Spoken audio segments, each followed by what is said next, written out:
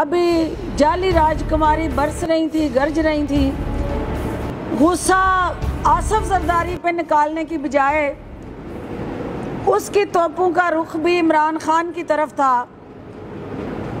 भाई हम तो पहले दिन से ये कह रहे थे कि ये उधार की सियासत जो है ये ज़्यादा देर नहीं चलनी।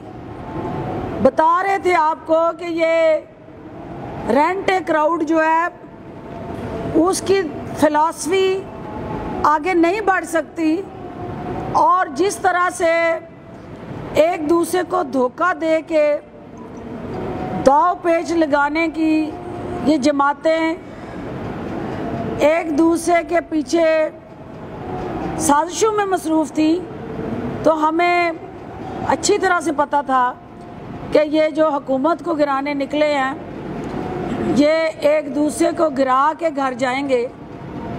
और जो हमसे इस्तीफ़े लेने निकले थे आपने देख लिया कि अब वो इस्तीफ़े करते उस गिरदान से भी पीछे हट गए हैं। तो जो जाली राजकुमारी मुसलसल हुकूमत पे उंगलियां उठा रही है, उस अदारे का इस्तेहकाक मजरू कर रही है।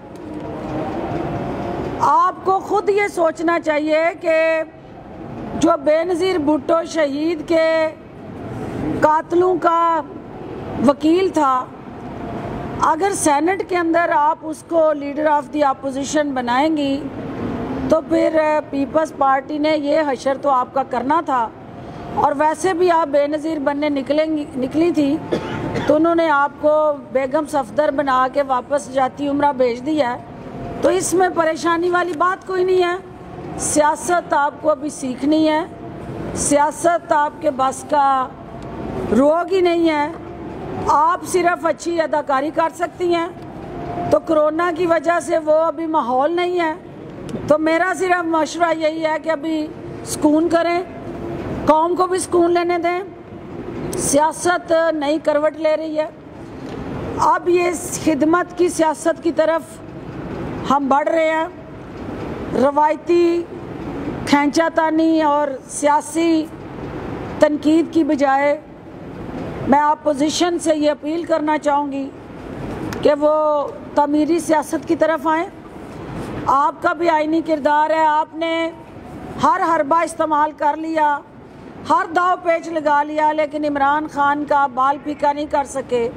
तो तौबा ताइब करें, रमज़ान आ रहा है, अल्लाह से माफ़ी मांगें और इस अवाम के लिए मिलजुल के कोई बेहतरी लाने के लिए लाए अमल वाज़िया करें। हुकूमत आपके साथ पार्लियामेंट के अंदर अवामी मफादात की हर तरह की कानून साजी करने के लिए तैयार है, लेकिन अवाम का जो दर्द है उसको अपनी ज़ात के दर्द से अलहदा करके देखें और अवाम के लिए, इस मुल्क के लिए और इस मुल्क के साथ जुड़े जो चैलेंजेस हैं उनसे निपटने के लिए आइए मिल के काम करें। हमने 5 साल इसी तरह आगे बढ़ते रहना है इमरान खान की क़यादत में, और आपने इसी तरह खजल ख़राब होते रहना है। तो बेहतर है आप अपने हिस्से का काम करें, हम अपने हिस्से का काम करें, और अगले इलेक्शन में ये हक अवाम को दें कि वो किसको चुन।